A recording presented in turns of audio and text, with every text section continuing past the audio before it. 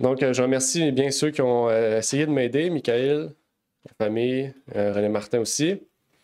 Donc, je remercie aussi l'accueil de l'Église du Cap-Haïtien de nous avoir invités, l'Église du Canada à pouvoir présenter. Donc, le sujet du jour qui est l'inimitié entre l'homme et Satan. Oups. Et aussi pour les micros, si vous pouvez couper les micros pour que ça puisse bien se concorder. Là, il y a un autre problème. Bien, parfait. Donc, le sujet du jour, c'est l'inimitié entre l'homme et Satan, la prophétie de tous les siècles. Donc, j'ai préparé ce sujet il y a quelques temps déjà, quelques semaines, et vraiment, j'ai pris le temps de chercher certaines choses importantes pour qu'on puisse comprendre le passage de Genèse, puisque c'est dans Genèse 3, verset 15 qu'on retrouve cela.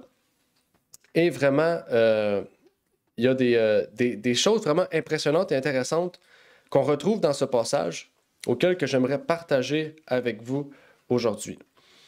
Et on va prendre le temps aujourd'hui de vraiment bien comprendre le passage, bien comprendre cette prophétie qui, à travers tous les siècles, depuis Adam et Ève, nous a été partagée. En fait, déjà, on voit qu'il y a un combat qui se passe entre l'homme et Satan, entre le péché et le désir de l'homme de vouloir plaire à Dieu, de vouloir se soumettre au salut et à la volonté divine. Et ça, c'est une chose extraordinaire, une chose qu'on ne peut pas totalement comprendre de la façon dont l'amplitude du péché, la grosseur et l'importance que ça a pris en fait depuis 6000 ans. Et on retrouve un passage important dans Genèse 3, verset 15, qui nous dit comme suit: « Et je mettrai inimitié entre toi et la femme, entre ta postérité et sa postérité. Celle-ci t'écrasera la tête et toi, tu la blesseras le talon. » Qu'est-ce que ça veut dire, cette chose? Qu'est-ce que ce passage veut nous révéler dans sa complétude? C'est ce que nous allons voir donc aujourd'hui et partager ensemble et étudier aussi ce passage-là pour bien comprendre qu'est-ce qu'il y en est. Avant tout, j'aimerais faire une courte prière avec vous pour qu'on puisse donc comprendre et vraiment être rempli du Saint-Esprit, de l'Esprit de Dieu pour qu'on puisse vraiment bien comprendre ce que ce passage veut nous révéler. Notre Père qui est aux cieux, j'aimerais te remercier pour ce moment que tu nous permets d'avoir, l'opportunité aussi que tu permets à l'Église du Canada de pouvoir rejoindre l'Église du Cap-Haïtien en Haïti, Seigneur, pour pouvoir partager ce sujet, un sujet qu'ils ont désiré, Seigneur, que certaines personnes ont voulu mieux comprendre, Seigneur. Et tu vois l'importance pour tes enfants de comprendre ta parole. Et même à moi, Seigneur, j'ai pu apprendre et comprendre beaucoup de choses aussi au travers de ce verset, qui est un verset important puisque c'est la première prophétie de ta parole, la prophétie la plus longue, la prophétie la plus complète et la plus extraordinaire, Seigneur, que tu as révélée à tous tes enfants. Et que tu puisses nous permettre de comprendre, Seigneur, et de pouvoir nous remplir de ton Esprit Saint pour que nous puissions vraiment non seulement comprendre, mais que nous puissions aussi voir le besoin dans notre vie, Seigneur, de ces choses, Seigneur, et de pouvoir le partager aussi avec les autres. Et c'est ma prière, donc, pour ces choses et le désir, Seigneur, pour que chacun et celles et ceux qui nous écoutent puissent vraiment prendre à cœur cette prophétie au nom de ton Fils Jésus-Christ. Amen. Amen. Donc, je vais commencer par une question, puisque j'aime poser des questions. D'après vous, dans le passage de Genèse 3, verset 15, puisque le mot le plus important dans ce passage, c'est « inimitié », pour ceux qui savent ce que ce mot veut dire, d'après vous, qu'est-ce que ce mot voudrait dire? Qu'est-ce que veut dire « inimitié » ? C'est une question ouverte. Bon, là, vous avez le droit de répondre. Tu fais en train de répondre et parler. Vous avez le droit de répondre à la question, oui. C'est ça. Qu'est-ce que veut dire le mot inimitié? Séparation. OK. Vous avez une autre idée peut-être du mot inimitié? Il y a juste bâton dans ma tête. Là. Bâton, OK. Je sais pas pourquoi. OK, inimitié, séparation. Généralement, quand on pense à inimitié, on pense à séparation.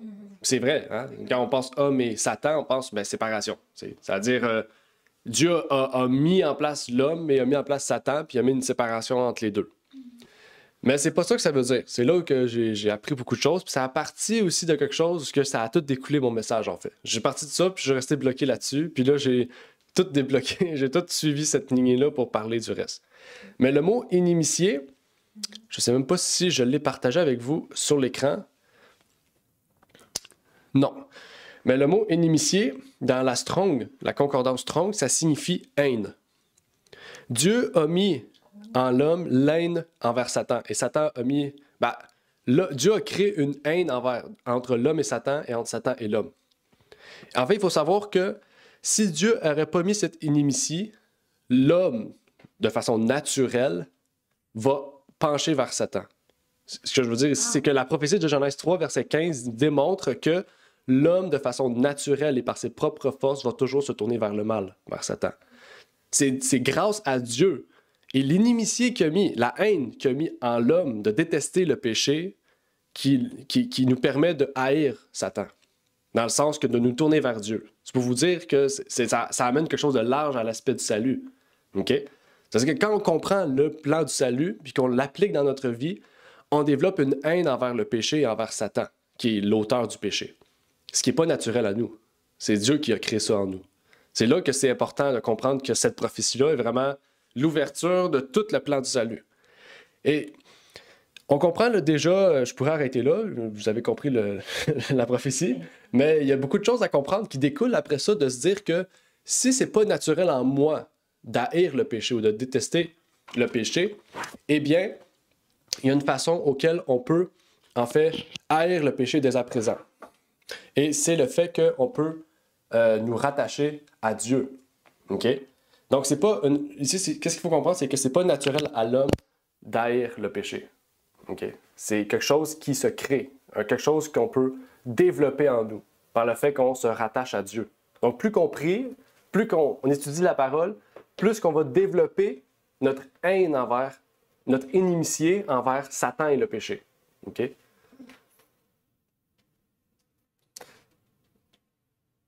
Et ce qui est important aussi dans ce passage de Genèse 3, verset 15, c'est que ici, j'ai pas lu le contexte, mais le contexte expliquant qu'il dit je mettrai inimitié entre toi et la femme, le toi, c'est Satan.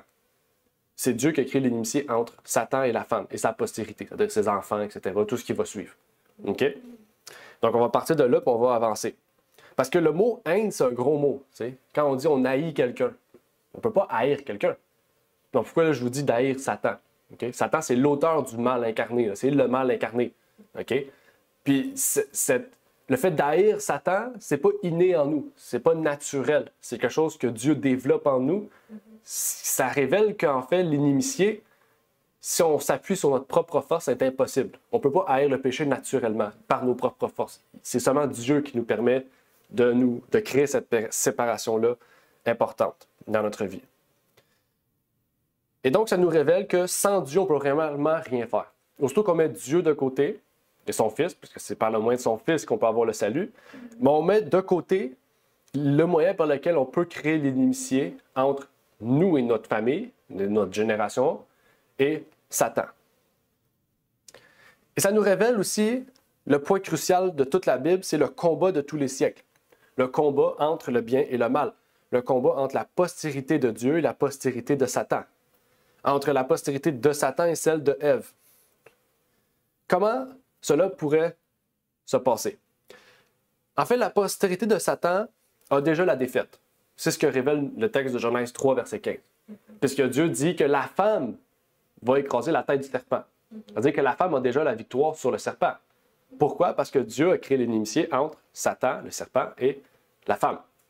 Donc, le plan du salut nous dit, en réalité, depuis la première prophétie, que ce plan est une réussite, dans le sens que ce plan est parfait.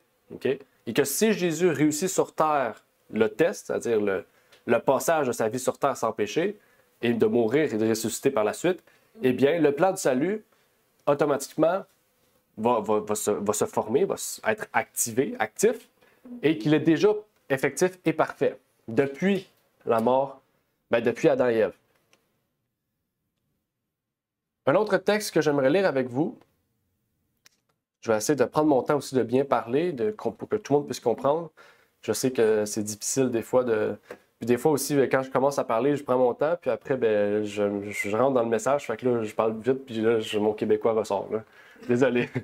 Non, parce que même des fois, je parle en France, puis les gens comprennent pas non plus quand je parle, donc je vais faire attention de bien articuler mes mots. Veuillez me le rappeler aussi si j'oublie, ça se peut. Dans Matthieu 26, verset 41, ça dit « Veillez et priez de peur que vous ne tombiez dans la tentation. » Ça dit quoi? « Car l'esprit est prompt, mais la chair est faible. » Et là, ça revient à quoi? Genèse 3, verset 15. Qu'est-ce qu'il disait? Que naturellement, la chair, l'esprit de la chair, le côté charnel de nous, est quoi? Est faible. Notre chair, notre nature humaine est faible. C'est naturel. C'est pas nous, on peut pas combattre ça, c'est naturel. Mais qu'est-ce qui nous permet de vaincre la chair? C'est l'esprit, parce que l'esprit est plus prompt que la chair. C'est ça que ça veut dire. OK? Ça veut dire que quand une tentation arrive, l'esprit devrait tout de suite dire « Je vais me mettre à genoux pour prier. » Puis la tentation va passer tout droit. OK? Elle va passer tout droit.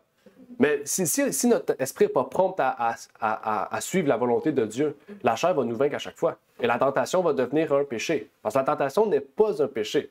Quand on tombe dans la tentation, c'est là que, comme la Bible Jacques dit, quand la tentation est consumée, alors elle devient un péché et le péché est la mort.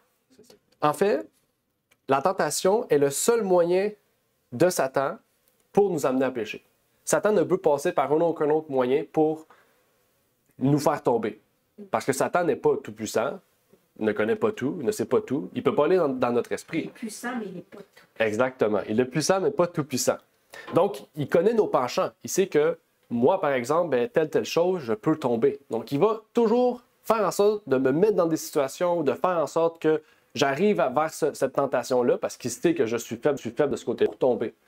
Et c'est là que l'esprit doit être plus prompt que la chair. C'est là que l'esprit, si on conserve toujours chaque jour un lien avec la parole, dans la prière, dans l'étude, dans la méditation, on garde toujours un lien, en fait, eh bien, on pourra être prompt à ne pas tomber dans la tentation.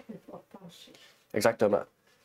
Et Genèse 3,15 est très clair sur ce passage-là. Qu'est-ce que le serpent fait à la femme? Le serpent fait à la femme, il mord le talon. Satan, qu'est-ce qu'il fait? Il peut juste nous attaquer. Il peut juste, en bon québécois, il peut juste nous gosser. OK? Qu'est-ce qu'il a fait au départ? Il a attaqué Ève à la tête. Il lui a changé l'esprit. OK? Mais Dieu a dit, maintenant, tu ne pourras plus atteindre la tête, tu vas atteindre seulement le talon. Ça veut dire que tu pourras seulement les picocher. Tu pourras seulement les achaler, les tenter, les attaquer. Indirectement. Okay? Puis un serpent a un venin. Okay? Donc, si on est pris par ce péché-là, on peut tomber dans un cercle vicieux, de rester pris dans ce péché-là aussi, comme le venin du serpent. Hein? C'est ce que la Bible dit dans Proverbe. Hein? Elle dit, le vin rouge est comme le venin d'un serpent. L'aspic du serpent, c'est ce qu'il dit, le venin aspic du serpent. Okay? Ça, c'est un exemple parmi tant d'autres. Mais Satan peut maintenant seulement nous blesser au talon. Il ne peut plus nous tuer, il ne peut plus nous attaquer directement à la tête. Il ne peut que nous blesser, c'est-à-dire nous envoyer des idées, des mauvaises idées, des tentations à la tête. Il peut juste nous envoyer des petites choses pour nous faire succomber, des séductions exactement.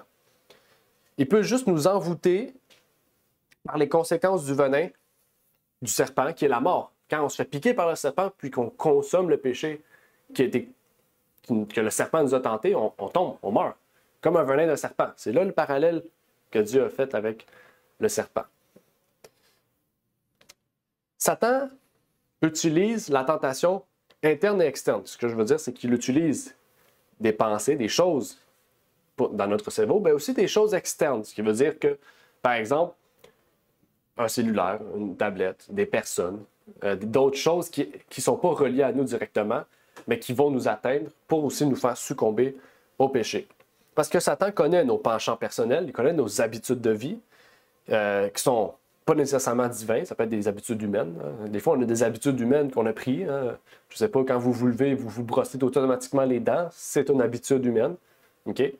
Est-ce que c'est mal? Pas nécessairement, mais ici, je suis juste pour vous dire qu'il y a des habitudes que peut-être Satan va utiliser pour contourner votre cerveau. Dire, ah, ici, tu as l'habitude de faire ça, donc continue de faire ça, mais dans le fond, c'est mal. Okay? Et Satan utilise plein de moyens pour atteindre l'homme. Il utilise nos désirs, des circonstances de la vie, des idées, des choses, de l'esprit charnel. En fait, il utilise tout pour nous détourner du chemin. OK? La marche chrétienne, c'est comme une route. Puis sur la route, bien, il y a des serpents. Puis ils nous blessent au talon. Et si on ne succombe pas, eh bien, le venin nous attaque. OK? Et grâce à Dieu, grâce à la promesse que Dieu a faite à Adam et Ève, de créer cette inimitié entre Satan, qui n'était pas naturel en nous, eh bien, Dieu a créé une haine entre les deux camps. Et c'est pour ça que Satan fait tout pour détruire le peuple de Dieu. Pourquoi? Parce qu'il a une haine envers les enfants de Dieu. Tout comme les enfants de Dieu ont une haine envers Satan. C'est pour ça que les enfants de Dieu font quoi? Ils dénoncent le péché. Quand on dénonce le péché, c'est qu'on dénonce une chose qui est contraire à notre volonté, à nous, à ce qu'on désire. Puis le fait qu'on le dise, c'est le fait qu'on dise, eh bien, on n'est pas d'accord avec ça. La Bible dit, on ne peut pas commettre l'adultère. On doit le dire. Alors, on doit le dire. OK? Il y a une façon de le dire. Dieu nous a montré que par l'amour qu'on a de Christ en nous, on doit le dire d'une manière qui ne va pas blesser la personne, mais qui va amener la personne à remarquer son état et à se dire, effectivement, j'ai besoin de Jésus, moi aussi. J'ai besoin de créer cette inimitié entre moi et le péché, entre moi et Satan. C'est pas écrit dans les commandements de Dieu qu'on ne doit pas haïr. Oui, ben c'est haïr. C'est pas écrit, mais ouais, je comprends ce que tu veux dire. Bon, là, on parle de humain à humain. Mais là, on parle de Satan, l'auteur du péché. C'est pas la même chose, ouais. Mais exactement, oui, on ne doit pas haïr notre prochain. On ne peut pas haïr notre prochain parce que notre prochain, c'est pas l'auteur du péché. C'est ça. La personne qui est devant nous, il est juste soumis à celui qui est l'auteur. Exactement. Ses actions, c'est qu'est-ce qu'il fait. Mais le chemin de Dieu, le chemin de la vie éternelle, c'est un chemin qui est pierreux, un chemin où il y a des serpents qui nous attaquent. C'est pas un chemin qui va être facile. Des fois, vous allez vous faire mordre, vous allez vous asseoir, vous allez vous mettre un pansement, quelque chose pour enlever le venin. Puis finalement, vous allez prier, puis vous allez vous relever, puis continuer votre marche. Mais c'est pas une ligne droite où tout est facile. Hein? C'est pas, je vais dire une route du Québec où c'est une autoroute, mais même là, il y a des trous. Mais c'est pas une route asphaltée où tout est beau, tout est droit. Non, c'est une route vraiment rocheuse où on doit prendre l'armure du chrétien pour réussir à combattre le serpent, combattre le dragon, combattre tout ce qui vient de l'esprit. Et on remarque dès Genèse 3, la suite de Genèse 3, que cette prophétie ne s'est pas seulement accomplie, dans le sens qu'elle ne s'est pas seulement révélée, mais qu'elle révèle aussi que dans les deux cas, en fait, ça s'est réalisé. Qu'est-ce que je veux dire par là? C'est que l'histoire de Caïn et Abel est le premier exemple de cette prophétie. Pourquoi? Qu'est-ce que Caïn avait contre Abel? Il le haïssait. Pourquoi? Parce qu'il était juste. Puis Caïn, non. OK? Donc, qu'est-ce que Satan a développé dans Caïn? L'inimitié contre Abel. C'est ça que Satan fait. Satan crée une inimitié contre les enfants de Dieu. Nous, notre différence, c'est ça. On n'haït pas les personnes qui sont devant nous. On haït l'auteur qui a amené ces personnes-là à aller contre Dieu. Mais Satan, non, il ne fait pas ça. Il ne dit pas qu'il faut haïr Dieu. Il faut haïr les personnes-là puis il faut les tuer. C'est comme ça que Satan agit, en fait. Satan, c'est comme ça qu'il agit. C'est tout le contraire de Dieu, vraiment, à 100%. Et dans Jude 1, verset 11, et c'est pas un combat nouveau. Qu'est-ce que je vous dis là? C'est pas nouveau. Ça fait 6000 ans que Satan agit de la même manière. Et il sait très bien que ça fonctionne, malgré qu'il a déjà perdu. Laisse la victoire est déjà à ceux qui sont enfants de Dieu. Mais dans Jude 1, verset 11, on nous dit « Malheur à eux, car ils ont suivi quoi? La voie de Caïn. En effet, ils se sont jetés dans l'égarement de Balaam, l'amour du gain, ils ont péri de la rébellion de Corée. » Ici, le point important que je voulais soulever, c'est la voie de Caïn. Okay? Tous ceux qui prenaient la voie de Caïn, malheur à eux. Anathème. C'est-à-dire voué à l'interdit. C'est-à-dire voué loin de Dieu. C'est comme ça. OK? Et la voie de Caïn, c'est un choix personnel. Il n'a pas été, dans le sens, c'est pas Dieu qui l'a poussé à faire ça. Même, je vais lire d'autres textes ici avec vous, mais Dieu est allé voir Caïn et il lui a dit, où est ton frère? Puis il a dit, ben moi, Je suis pas le gardien. Je suis pas le gardien de mon frère. Moi, ça me dérange pas qu'est-ce que mon frère fait. C'est pas mes affaires. Il fait ce qu'il veut. Puis là, Dieu lui dit, pourquoi tu l'as tué? Pourquoi tu as succombé à la tentation de le tuer? Pourquoi tu t'es pas allé le voir, lui poser des questions, prier avec, lui dire, pourquoi toi c'est bon ce que tu fais, puis moi non? Pourquoi tu n'es pas allé voir Dieu, puis lui dire, pourquoi moi c'est pas, mon sacrifice n'est pas agréable à toi? Tu as succombé à l'ennemi. C'est ce que Dieu a dit. Puis Dieu a laissé l'opportunité à Caïn de se repentir, malgré son meurtre. La voie de Caïn n'était pas qu'un choix personnel, mais Caïn avait succombé à la haine, à l'inimitié envers son frère qui était déclaré juste. Une haine qu'il avait car il était sous l'emprise de Satan, sous sa domination. Dans 1 Jean 3, verset 12, on nous dit, en lien avec cela, « Ne faisons point comme Caïn, qui était du malin. Et qui tua son frère, et pourquoi le tua-t-il? Parce que ses œuvres étaient mauvaises, et que celles de son frère étaient justes. Pourquoi il l'a tué? Parce que ses œuvres étaient mauvaises. Il voyait ses œuvres de son frère bien. Donc, pour se ramener à un niveau élevé, mais je vais tuer mon frère comme ça, mais j'ai plus de frère. Ce que je vais faire va paraître bien. Mais non, tu as juste succombé à la haine que tu avais à ton frère, à l'inimitié que Satan avait créée envers ses deux frères. Ouais. On voit ici, ne faisons point comme Caïn qui était du malin. Du. Le mot du ici, c'est un article défini. Okay? Du, c'est un article défini qui signifie venir de. Okay? Venir de. C'est pas que Caïn est né de Satan, okay? Physiquement. Mais venir de, ça veut dire qu'il était sous l'emprise de, qu'il vient, tout ce qu'il faisait venait de lui. Pourquoi? Parce qu'il était déjà éloigné spirituellement de Dieu. Dans sa vie, il n'était pas avec Dieu. En fait, il était né ou engendré de l'esprit de Satan. Pourtant, Abel était juste. On dit qu'Abel était juste, il était déclaré juste. Juste signifie justifié. Justifié signifie quoi? La foi. Par la foi, il fut justifié par le Christ. Et le témoignage de sa foi, c'était dans ses sacrifices. C'est ce que Hébreu nous disait. Dans Hébreu 11, verset 4, « Par la foi, Abel offrit à Dieu un plus excellent sacrifice que Caïn. » Pourquoi? À cause d'elle, il fut déclaré juste. Dieu rendant témoignage à ses offrandes, et quoique mort, il parle encore par elle. On comprend clairement, Abel est mort. Qu'est-ce qui rend témoignage de sa foi? Les témoignages de la Bible. Dans la Bible, on a des témoignages d'Abel. Comment il était déclaré juste. Puis Caïn aussi. Hein? Jean, il parle de Caïn. C'est là 6000 ans là, que Jean, il parle. Peut-être pas 6000, peut-être 4100 ans, peut-être. Jean parlait de Caïn. Puis il disait, suivez pas Caïn, la voie de Caïn. Caïn a laissé un mauvais témoignage de sa vie. Mais Abel a laissé le témoignage qu'il était juste, qu'il a été accepté, agréé par Dieu parce qu'il avait la foi dans ce qu'il faisait. Et ça, c'est un témoignage pour nous aussi. On voit Abel et on dit, c'est le fils à Adam, là, Adam et Ève. Dieu a mis une promesse qu'il allait créer l'inimitié entre Satan et Dieu.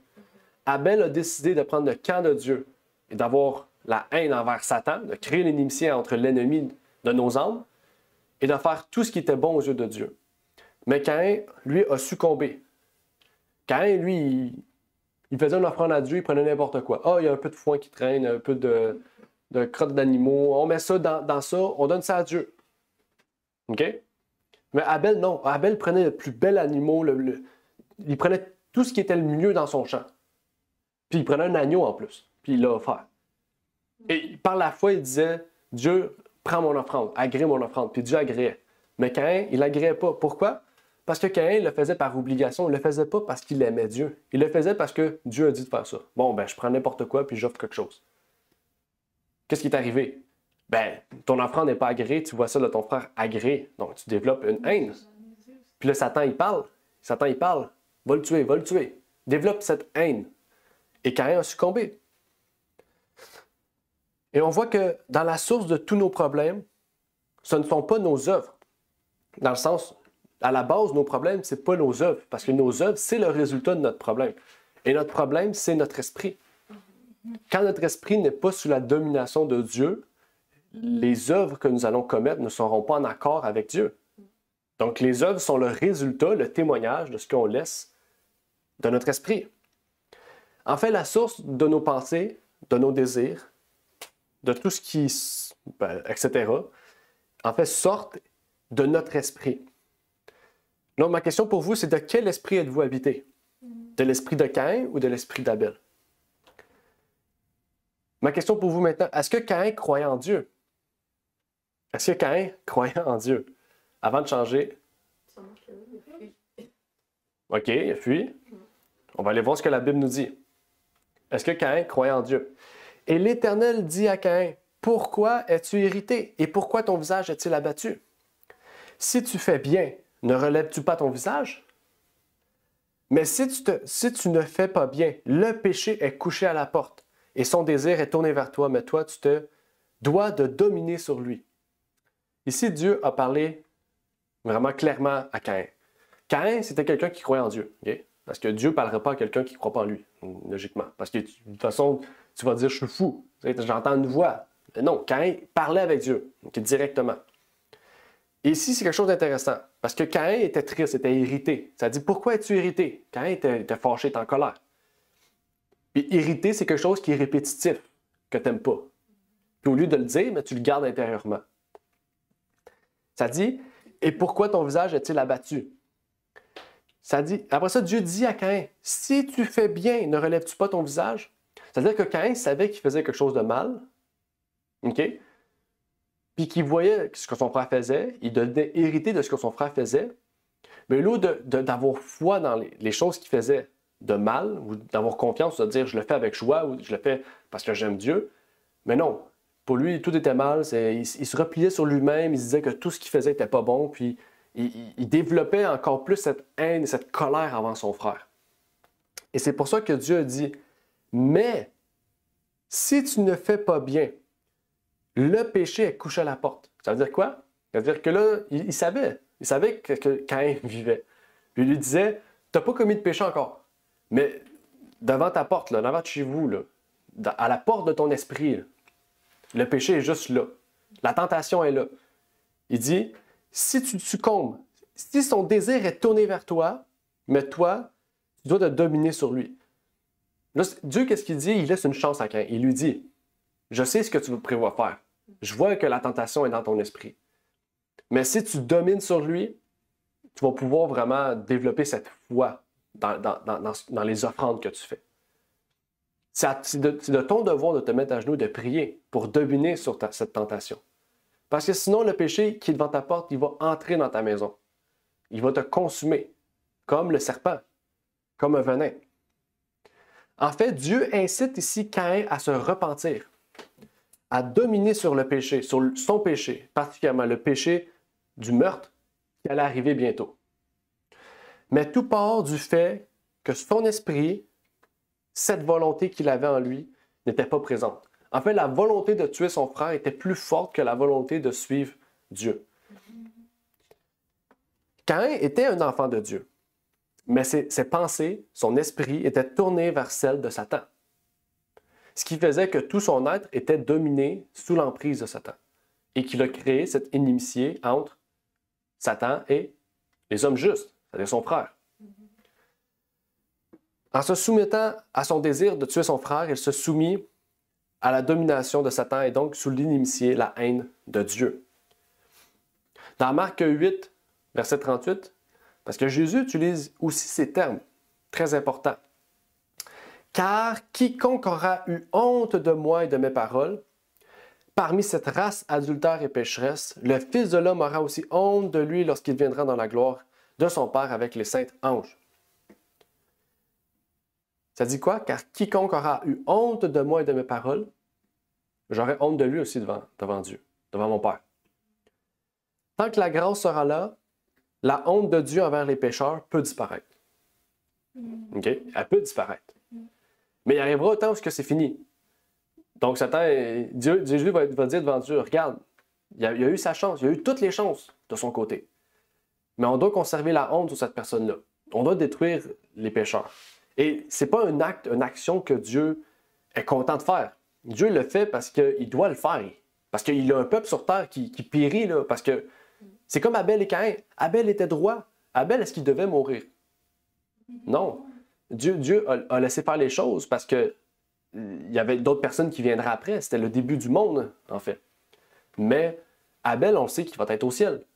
Hébreu nous dit qu'il a été déclaré juste. On va le revoir. Mais Caïn, lui, il ne s'est jamais repenti. On va devoir quoi? Il a perdu sa vie éternelle, en fait.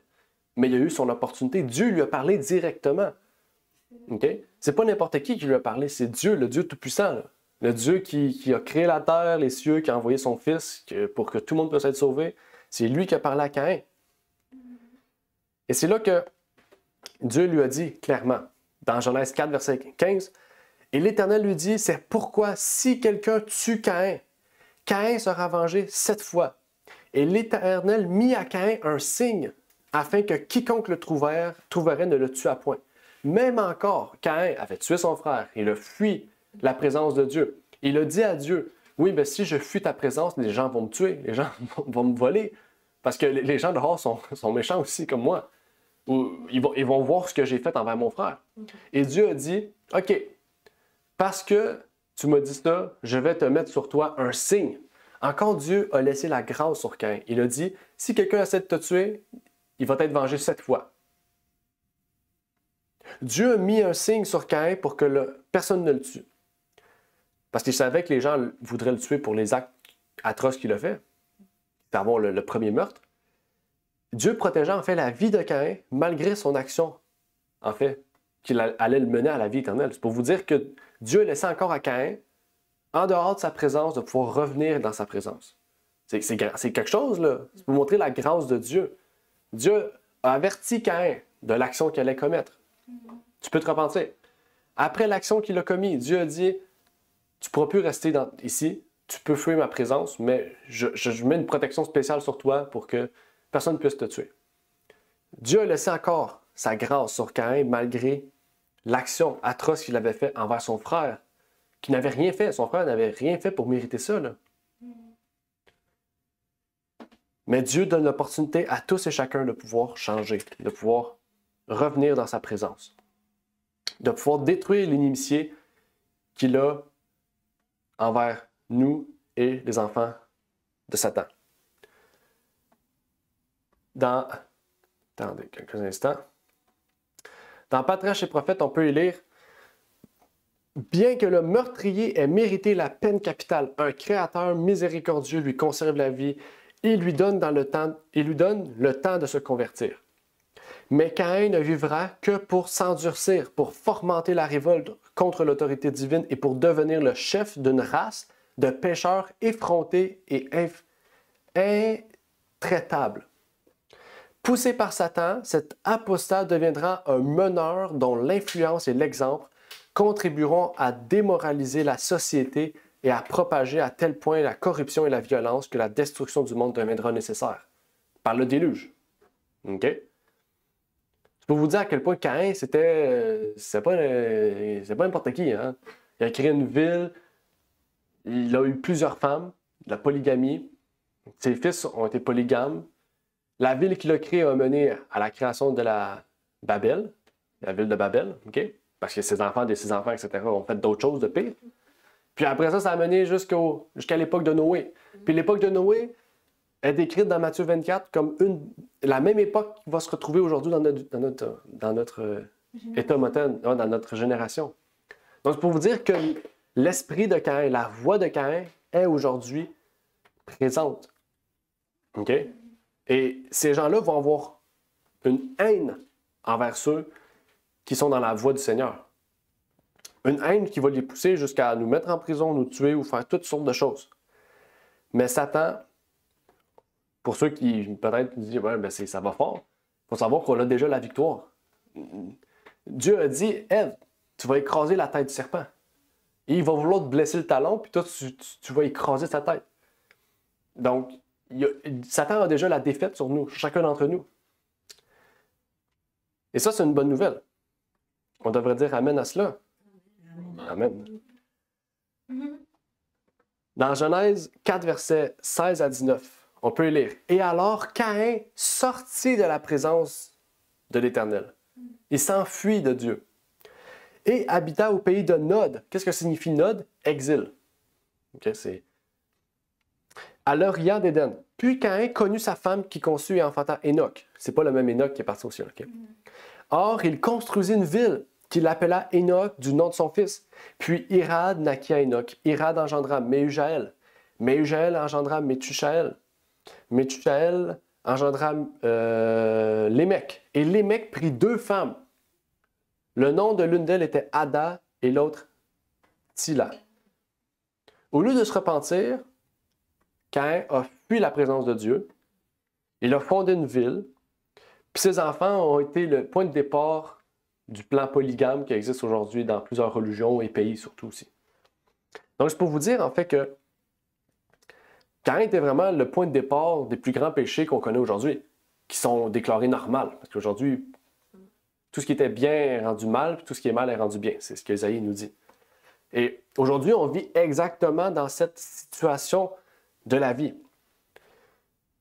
Et cette ville est le point de départ, le point de l'iceberg, la pointe de l'iceberg, qui va mener à la destruction du monde, à la première destruction du monde par le déluge, par l'eau. Et de la première prophétie aussi donnée directement à l'homme, qui va être annoncée comme suit.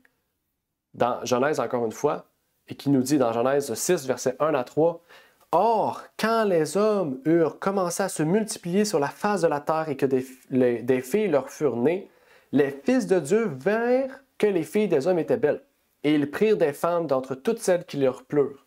Et l'Éternel dit, « Mon esprit ne contestera point dans l'homme à toujours, dans son égarement, il n'est que chair. » Ces jours seront de 120 ans. À partir du moment où Dieu a émis cette prophétie, il eut 120 ans jusqu'au déluge.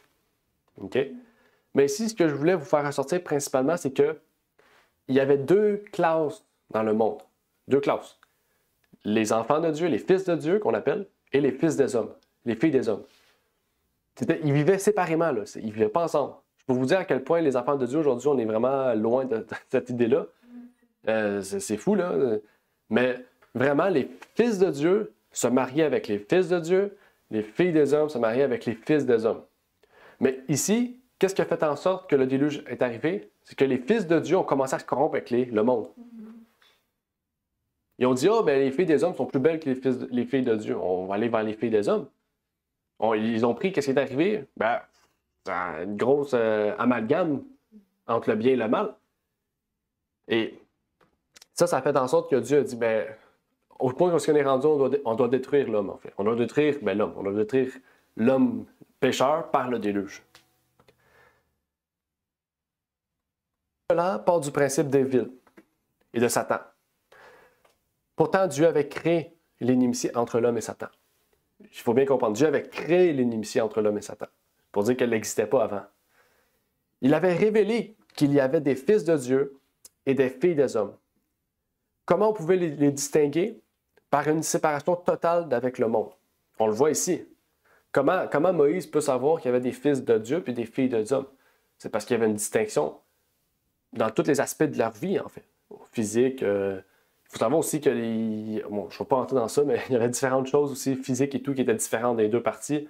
Je ne vais pas entrer dans ça, je sais que ça va faire des débats, mais on pourra en parler après. Mais vous comprenez qu'il y avait vraiment une distinction qui était visuelle, visible. Okay? Et de là, j'aimerais vous amener à comprendre que dans les 2 cas, les hommes connaissaient Dieu, savaient qui était Dieu. Okay? Parce que Caïn a fui la présence de Dieu, mais il connaissait Dieu. Okay? C'est des hommes qui ont refusé volontairement Dieu. Il y a une différence. Mais c'était des hommes qui connaissaient Dieu, qui savaient qui étaient les fils de Dieu, qui est-ce qui suivait, puis, etc. Ils connaissaient l'histoire du monde. Ça faisait pas 2000 ans déjà là, que ça s'est passé. C'était très récent. Et les personnes savaient. Et aujourd'hui, c'est un peu la même chose. Tout le monde sait c'est qui Dieu, dans le sens tout le monde sait c'est qui Jésus. Mais ils le connaissent peut-être pas. Comme eux, ils le connaissaient pas, parce que Caïn, il n'a pas appris à ses enfants c'est qui était Dieu. Il savait c'était qui, parce qu'il y avait des personnes un peu plus loin qui l'observaient, qui le suivaient, mais il ne le connaissait pas personnellement. Et aujourd'hui, on se retrouve à cette même chose, ce même point. Et dans Matthieu, chapitre 7, au verset 19 à 21, on nous dit « Tout arbre qui ne porte point de bons fruits est coupé et jeté au feu. Vous les connaîtrez à leurs fruits. Ce n'est pas tous les hommes qui me disent « Seigneur, Seigneur » qui entrera dans le royaume des cieux, mais celui qui fait la volonté de mon Père qui est dans les cieux. » Ça dit, si tout arbre qui ne porte point de fruits est coupé et jeté au feu. Et puis, il fait un parallèle aussi entre la fin des temps aussi, parce que ceux qui auront appelé Jésus, Jésus, mais qui n'auront rien fait, ils font juste dire Jésus, Jésus, puis c'est tout, ils vont être jetés au feu. OK? Mais un arbre ici, il parle aussi du fruit. L'arbre produit un fruit. On va en parler dans quelques instants. Quel fruit l'arbre qui est en nous produit? On parle de l'arbre spirituel, on parle de la personne qu'on est. Quel fruit qu'on doit produire pour être un bon arbre, en fait, pour paraître, pas pour paraître bien, c'est pas ça, pour paraître beau, non, pour être utile. Parce qu'un arbre sans fruit, c'est très inutile. OK, à part sa beauté physique, il va avoir rien d'autre. Mais un arbre avec des fruits, c'est utile parce qu'il nous apporte la vie à ceux qu'on partage. OK, c'est un peu la même chose ici. En fait, Caïn connaissait Dieu, mais faisait-il la volonté de Dieu? Non. Donc, l'arbre qu'il avait en lui devait être jeté au feu, à moins qu'il ne se repente. Et là, on entre dans la deuxième partie du message du jour, qui va être plus courte que la première partie. Ici, c'était juste la mise en introduction, le fondement du message, OK? Pour qu'on puisse bien comprendre où est-ce qu'on s'en va. En fait, aujourd'hui, ce que j'aimerais vous inviter, puisque maintenant on sait c'est quoi l'inimitié. C'est la question que j'aimerais pas vous poser, mais qu'on puisse répondre, c'est comment qu'on peut créer dans notre vie cette inimitié? Comment on peut partir du camp de Satan, parce qu'on était tous là, je pense, ici, à moins qu'on soit né chrétien, puis même encore, on n'a peut-être pas subi l'expérience chrétienne. Moi, à 8 ans, même si j'étais chrétien, je n'avais pas connu l'expérience que j'ai aujourd'hui. Comment on peut partir du camp de Satan au camp de Dieu? C'est quoi le processus? C'est quoi? Comment on fait ça? C'est là qu'on va voir comment on fait ça. Puisqu'on vient de voir que spirituellement, nous sommes tous des arbres. Ça veut dire que nous sommes tous en processus de la marche chrétienne. On grandit, on devient un arbre, un arbre, un arbre. Et à un moment, on produit des fruits. Comment on peut arriver à ça? Eh bien, la première chose qu'il faut comprendre, c'est que tout part de l'esprit. Le combat ne réside pas dans notre chair, mais dans notre esprit, dans notre vie spirituelle. La prophétie de tous les temps est encore active aujourd'hui. L'inimitié créée entre l'homme et Satan est une inimitié qui est spirituelle et mentale. Car il y a encore de la haine entre Dieu et Satan, encore destruction sur terre entre les enfants de Dieu et ceux de Satan. Tout ce qui se passe en ce moment dans ce monde a pour but de détruire les enfants de Dieu, il faut savoir. Ce n'est pas juste l'humanité, c'est principalement les enfants de Dieu. Satan fait tout cela juste pour s'attaquer directement aux enfants de Dieu. Et nous, qu'est-ce qu'on fait en échange? On ne s'attaque pas au monde entier. Ce n'est pas une guerre entre nous, physiques, et les hommes, non. Nous, on sait que c'est un combat spirituel. Donc, nous, ce qu'on partage, c'est les fruits. C'est l'amour, la joie, la paix, la béatitude. C'est la tempérance. On partage toutes ces choses-là avec les autres. Puis eux nous envoient tous les fruits de leurs œuvres qui viennent de Satan. Donc, on voit vraiment, c'est comme Jésus, en fait. Jésus, pendant que les gens crachaient dessus, il disait « Tu ne sais pas ce que tu fais. » Il était sur la croix et il disait « Pardonne-leur, Seigneur, ils ne savent pas ce qu'ils font. » Jésus n'a pas craché dessus en échange. Là. Okay. Non, il leur a dit « Pardonne-leur, je ne sais pas ce qu'ils font. » Okay? C'est pour vous montrer que eux, parce que Satan, c'est ça qu'il fait. Il leur envoie de la haine aux hommes. Dieu s'attaque directement aux hommes. Directement, pour que vraiment on puisse être chamboulé. Mais Dieu nous dit, c'est pas de leur faute. C'est l'ennemi qui est plus haut. C'est à lui qu'on doit s'attaquer.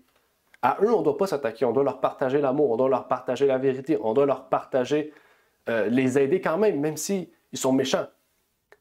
Vous voyez la différence? Ce que je veux vous montrer, c'est que la haine que nous, on a envers les autres, c'est pas envers eux, c'est envers Satan, l'auteur. Eux, la haine qu'ils ont, c'est pas envers Dieu, c'est envers les enfants. C'est nous. Parce que pour eux, le problème, c'est pas Dieu, parce qu'il n'est pas sur terre. C'est ceux qui sont sur terre.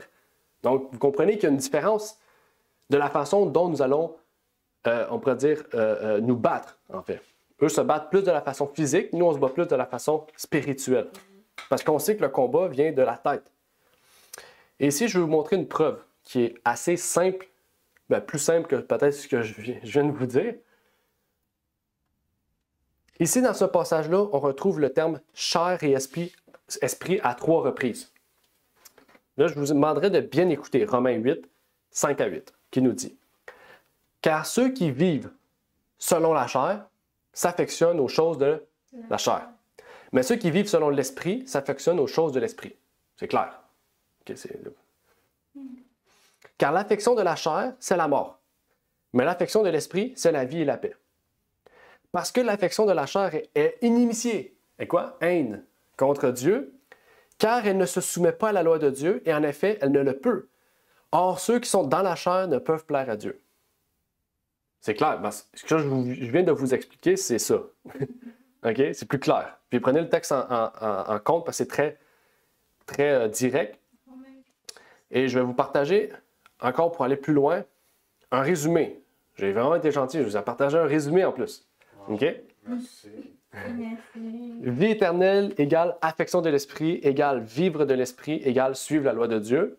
Mort éternelle égale affection de la chair, égale vivre selon l'esprit de la chair, égale inimitié contre Dieu. OK?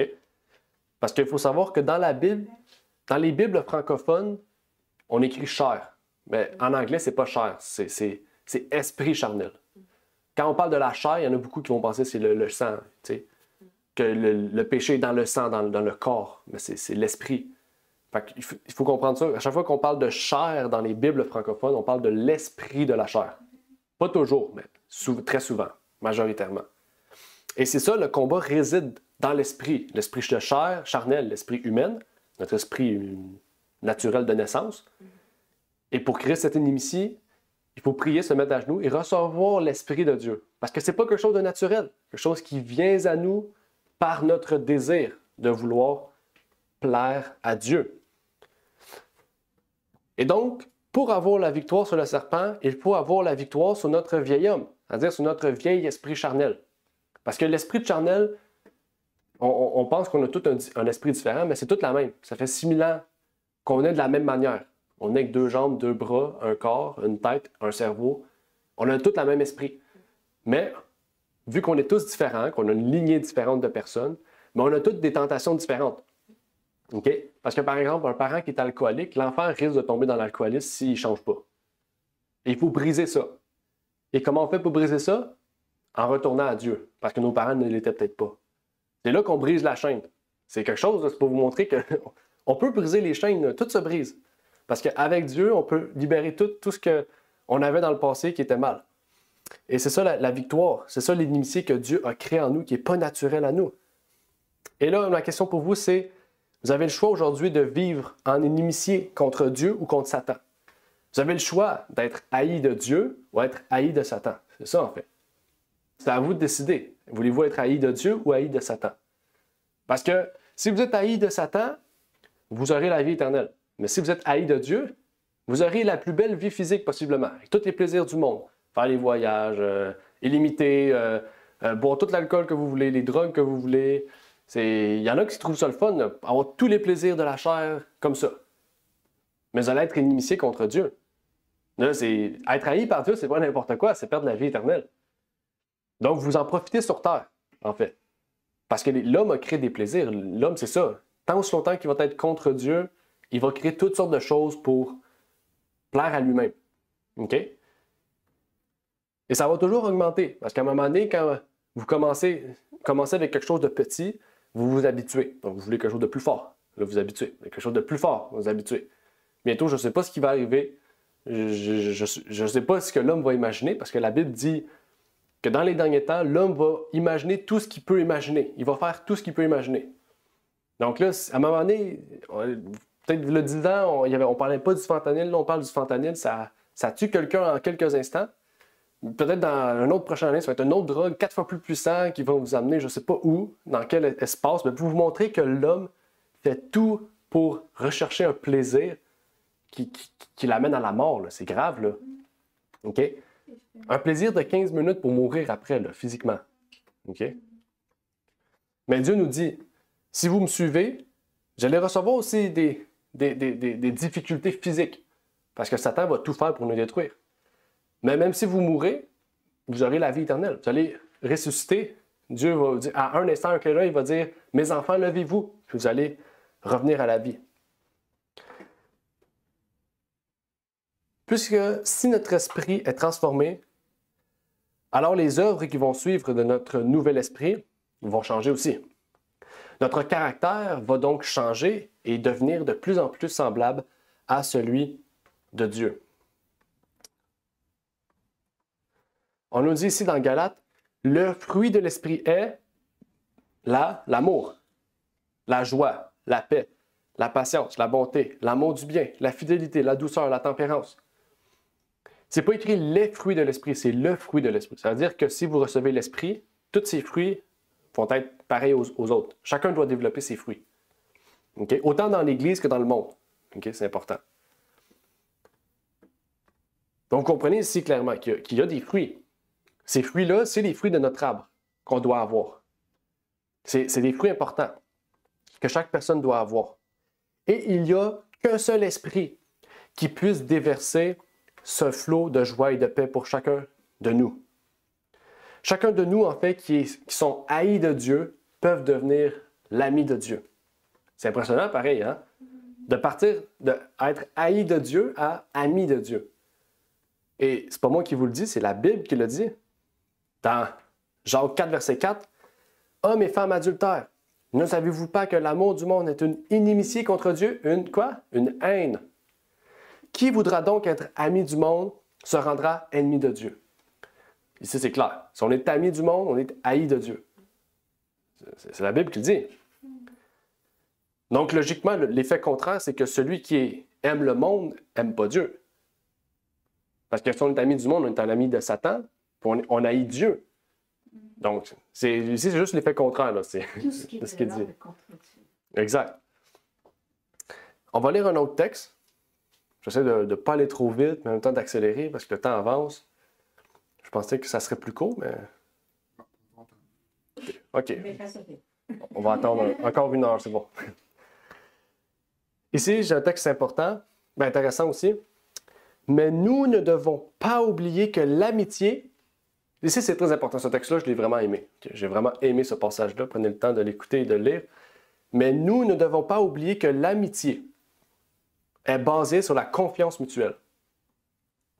Si nous voulons que le Seigneur nous fasse confiance, nous devons faire de lui notre confident.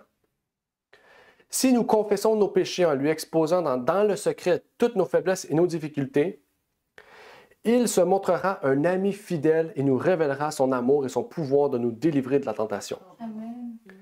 Il nous montrera comment il a été tenté de la même manière, souffrant des mêmes infirmités, et nous montrera comment vaincre. Okay? Ça, c'est un ami, ça. C'est tout un ami. Non, je ne sais pas si vous avez des amis comme ça, mais moi, j'en ai pas. Il nous montre... Ouais, on l'a dit. Ainsi, dans un échange affectueux...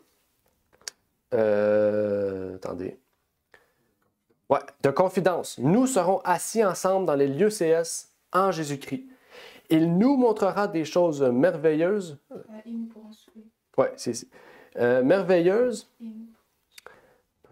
Et nous pourrons... Et nous pourrons souper ensemble. Désolé, je fais deux choses en même temps. Il nous montrera des choses merveilleuses, car le secret de l'Éternel est avec ceux qui le craignent et il leur montrera son alliance. C'est un beau passage, ça. Moi, j'ai vraiment beaucoup aimé ce passage-là. De montrer la base de l'amitié. Une confiance mutuelle. Si tu as confiance en Jésus, il va avoir confiance en toi. C'est-à-dire que tu vas prier, tu vas lui dire tout ce que tu as dans ton cœur, les choses de joie que tu as vécues, comme les tristesses, comme les difficultés que tu as. Puis Jésus va t'accompagner dans ça pour te dire, attention à ça, lis ça, tu vas voir, tu vas comprendre là, comment j'ai vécu, puis comment j'ai passé aux mêmes difficultés que toi, puis que tu peux passer aussi. Puis c'est incroyable. Il se montrera un ami fidèle et nous révélera son amour et son pouvoir de nous délivrer de la tentation. C'est vraiment quelque chose d'incroyable, en fait. Et seul Jésus peut faire ça. Pourquoi? Parce qu'il a vécu de la même manière que nous. Il est venu sur terre, né d'une vierge. Il a grandi, il a été éduqué. On a tous été éduqués. Hein? Il a été éduqué par sa mère. Son père lui a montré le métier de charpentier. Il a commencé à faire des chaises, des tables, des petits bancs. Puis après ça, il s'est dévoué à terre. OK? Puis après ça, il est mort pour rien. Dans le fond, il est mort pour rien. Il est mort parce qu'il parlait de lui-même. Puis les Juifs haïssait ça, on peut dire ça, il haïssait, il avait une inimitié contre Christ. Ils l'ont mis à mort. Ils ont été surpris de sa résurrection parce qu'ils n'y croyaient pas. Après ça, il est venu faire un autre message à ses disciples. Puis après ça, il a ascendu au ciel. Puis il a dit, je ne suis pas avec vous physiquement, mais mon esprit va être avec vous. Puis je serai l'ami de tous. Parce que sur Terre, je pouvais être l'ami juste de ceux qui étaient là, des 120. Mais maintenant, je ne veux pas être ami de 120 personnes. Je veux être ami de millions et de millions de personnes en même temps. Par mon esprit, je peux être ami avec tout le monde. Et il nous dit, si vous êtes mes amis, qu'est-ce qu'on fait à des amis? On les invite à souper. Et qu'est-ce que Jésus fait? Il a dit, ben, si vous voulez être mes amis, on va avoir une confiance mutuelle, mais vous allez souper avec moi au ciel quand je vais venir vous chercher. On va avoir un grand souper, une belle table. On va souper, on va manger ensemble. Puis c'est Jésus lui-même qui va nous servir. C'est pas ça de la remplir. Il va arriver à côté de nous, il va dire, hey Sarah, tu vois, on s'est retrouvés, là. On va pouvoir manger ensemble. Là. Tu priais pour qu'on puisse être ensemble, on s'est retrouvés, puis on s'est retrouvés. Là, mange un peu, puis parle avec Paul, puis après ça, je reviens. Mais là, je dis un peu à la rigolade, mais c'est pour vous dire que réellement, ça va être comme ça, dans le sens, ça va être une belle table, ça va être une réunion familiale. Ça va être la plus grande réunion familiale que vous aurez jamais vue. Et c'est incroyable, en fait, que tout ça part d'une prophétie qui a été donnée à Ève, il y a 6000 ans, exactement. La prophétie donnée à Adam et Ève se révèle et s'accomplit en Jésus-Christ. Et c'est pour ça qu'on appelle Jésus-Christ le nouvel Adam. Okay?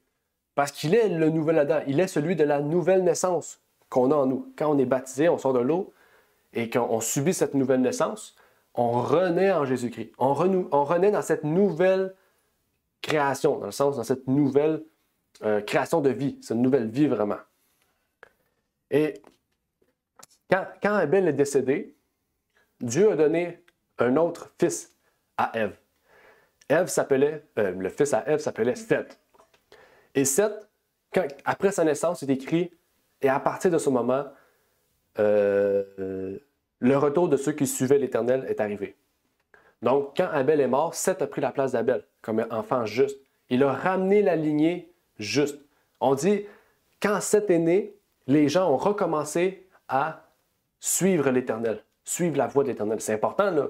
C'est-à-dire que si Seth ne serait jamais né, après Adam et Ève, ça aurait été juste des hommes sous l'inimitié de Satan, là, qui auraient haï Dieu. Mais Seth a ramené toute la lignée, jusqu'à Noé, puis par la suite, etc., jusqu'à Jésus, jusqu'à nous aujourd'hui. Mais aujourd'hui, Satan est très fâché. Il sait que bientôt, c'est sa fin. Donc, il lâche pas de nous frapper. Il n'arrête pas de nous frapper, de nous attaquer. OK? Là, il nous blesse au talon, oui, mais il nous blesse aux 2 talons en même temps. Okay? Il a mis double portion. Et dans le livre Tragédie des siècles, on dit, depuis les jours d'Adam jusqu'à notre époque, notre ennemi a usé de puissance pour opprimer et détruire. Il prépare actuellement sa dernière campagne contre l'Église. Hein? Il haït tellement Dieu qu'il s'attaque à son Église. Tous ceux qui s'efforcent de suivre Jésus devront se mesurer avec cet adversaire implacable. Rappelez-vous, on a un ami fidèle, Jésus. Plus le chrétien imite fidèlement le divin modèle, donc plus le chrétien est ami avec Jésus, plus il est en but aux attaques de Satan. Donc, vous dire, plus vous allez vous rapprocher de Jésus, plus Satan va vous attaquer. Il va vous envoyer 3, 4, 5, 6 serpents, vous blesser au talon. OK? Tous ceux qui sont activement occupés dans la cause de Dieu et s'emploient à démasquer les séductions du malin et à présenter Jésus-Christ au monde pourront dire après Paul qu'ils servent le Seigneur en toute humilité, avec larmes et au milieu de grandes tribulations. C'est un encouragement pour chacun d'entre nous. OK? Et c'est pour ça que c'est important d'étudier la Bible, parce que quand on étudie la vie d'Abel, on étudie la vie d'Abraham, la vie d'Isaac, de Jacob, de Moïse, on voit ces hommes justes et fidèles, comment aussi ils ont passé au travers de tribulations. Là. Okay? On en a parlé ce matin avec Moïse, 2 millions de personnes qui se retournent contre, peut-être pas 2 millions, mais vous comprenez, il y a une grande partie de ce 2 millions se retourner contre Moïse, là, un homme contre tout ce peuple, qui n'arrête pas de se plaindre à Moïse.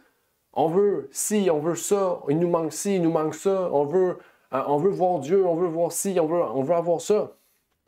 Et pourtant, Moïse est demeuré ferme jusqu'à la fin, droit jusqu'à la fin. Et dans la Bible, on dit que Moïse va être sauvé. Et Dieu nous invite à la même chose. Quand on se rapproche du Christ, Satan va plus nous attaquer.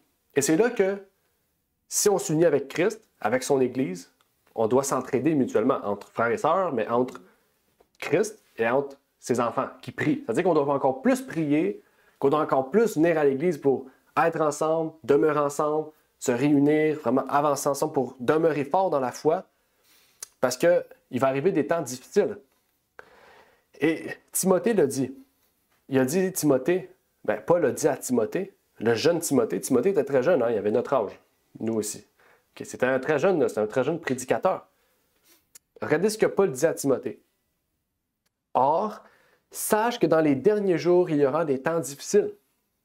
Car les hommes seront, vous me direz si on vit à cette époque, okay, seront épris d'eux-mêmes, aimant l'argent, vains, orgueilleux, médisants, rebelles à père et mère, ingrats, impies, sans affection naturelle, implacables, calomniateurs, intempérants, cruels, ennemis des gens de bien, traîtres, emportés, enflés d'orgueil, aimant la volupté plus que Dieu, ayant l'apparence de la piété, mais ayant renié ce qui en fait la force. Qu'est-ce qu'il nous dit? Éloigne-toi aussi de ces gens-là. C'est pas juste dire, je le vois des fois. Non, éloigne-toi. OK? C'est un mot fort. Éloigner, ça veut dire vraiment, ces gens-là, s'ils sont dans ta vie, ça met un frein à ta foi, là, à ta marche. OK? Tu te blesses toi-même au talon, on pourrait dire. Fait que, vraiment, ici, il y a beaucoup de choses là, qui est dit. Là. OK? Puis je trouve qu'on vit beaucoup dans ce temps. Hein. Tout ce qui est cité là, on retrouve ça aujourd'hui. Et à l'époque de Paul, ça existait ces gens-là aussi. Il y avait Rome aussi, hein, l'Empire romain. C'était pas un empire qui était très bon. Hein. La Bible le décrit comme une bête affreuse, pour vous dire que l'Empire romain, c'était pas le pays le plus beau. Mais il dit clairement, dans les derniers jours, il y aura des temps difficiles. C'est-à-dire, qu'est-ce que Paul vivait dans les gens païens, c'était rien comparé à ce qu'on vit dans les derniers temps. Okay, c'est pour vous dire, là, c'est grave. Là. En fait, l'état des hommes sera similaire à celle de Caïn, à celle des contemporains de Noé, à celle des contemporains de Lot. Et c'est la raison pour laquelle Dieu a dû détruire le monde par le déluge et que Dieu détruira le monde par le feu à la fin des temps. Il nous révèle maintenant que parce que le monde haït le Christ et son Église, il doit détruire le monde par le feu pour anéantir à jamais l'ennemi des rangs de ses enfants. Mais pour aussi protéger ses enfants. Parce qu'il va arriver un temps où si Dieu ne revient pas, c'est le peuple de Dieu lui-même qui va être détruit. À quel point le monde va être terrible. Donc Dieu doit revenir pour mettre un frein à l'œuvre de Satan sur le peuple. Il doit revenir aussi à un moment donné parce que les gens vont avoir connu le message. Et c'est l'accumulation de ces choses ensemble qui fait en sorte que Dieu doit revenir, en fait. Et moi, je trouve que c'est une bonne nouvelle, dans le sens que bientôt, ce monde prendra fin. Le monde qu'on connaît, en fait, pour un meilleur monde, de paix, de justice et d'amour. Nous avons la bonne nouvelle de la plus grande promesse de tous les siècles, de tous les temps, le sacrifice du Christ pour notre salut. Nous avons la plus grande nouvelle de tous les temps, par l'étude qu'on a vue ce matin de Abel et Seth. La foi nous rend justes devant Dieu. La confiance, hein, la confiance mutuelle, c'est clair. L'amitié, c'est quoi? Une confiance mutuelle. C'est quoi la foi? C'est une confiance en Dieu. Nous avons la plus grande nouvelle que notre esprit charnel peut être remplacé par l'Esprit de Dieu et du Christ, remplacé par sa pensée, ses désirs et ses motivations en nous. Nous avons la plus grande nouvelle que tout comme Dieu détruisit la terre par l'eau et sauva Noé et sa famille, je l'ai dit en anglais, Dieu détruit la terre par le feu et nous sauvera, nous et le reste de la famille céleste du monde. Ma question pour vous, est-ce que vous voulez en faire partie? Amen. On va lire un dernier texte pour conclure. Pour un bon équilibre mental et spirituel. Je vous encourage à lire ce livre-là, c'est très intéressant. C'est beaucoup de l'aspect spirituel, de la dépression, anxiété, tout ça. Sarah, je voulais te l'emmener en plus ce matin, j'ai oublié. Mais ce livre nous dit ici, Nulle science n'est comparable à celle qu'acquiert celui qui, dans sa vie, étudie le caractère de Dieu. C'est quoi la plus grande science? La science de Dieu. C'est-à-dire le caractère, si on étudie le caractère de Dieu, on étudie la plus grande science. Ceux qui deviennent disciples du Christ se rendent compte qu'il en résulte de nouvelles motivations, de nouvelles pensées et de nouvelles lignes d'action. Et c'est ça. Des fois, on a des projets, on a des motivations. Puis là, on décide de se dire non, tout d'abord, je vais mettre ma vie en accord avec Dieu. Je vais mettre ma foi en premier. Là, tout d'un coup, tu dis ah non, non, mais ce que je l'avais prévu, ça ne marche plus. Il faut que je change ça. Ah, finalement, il faut que je change ça. Il faut que je change tout ça. Ah, finalement, j'abandonne tout ça, puis je vais rester avec Dieu. Puis Dieu va me donner de nouvelles motivations, de nouvelles pensées, de nouveaux buts dans la vie. Ça, c'est bon pour la jeunesse. Mais ils ne peuvent progresser qu'au prix d'un conflit. Quel conflit? Car ils ont affaire à un ennemi qui ne cesse de contester avec eux. N'oubliez pas, hein, là, vous changez de camp et vous avez un nouvel ennemi, c'est Satan, qui les induit en tentation afin de les inciter au doute et au péché, l'incrédulité.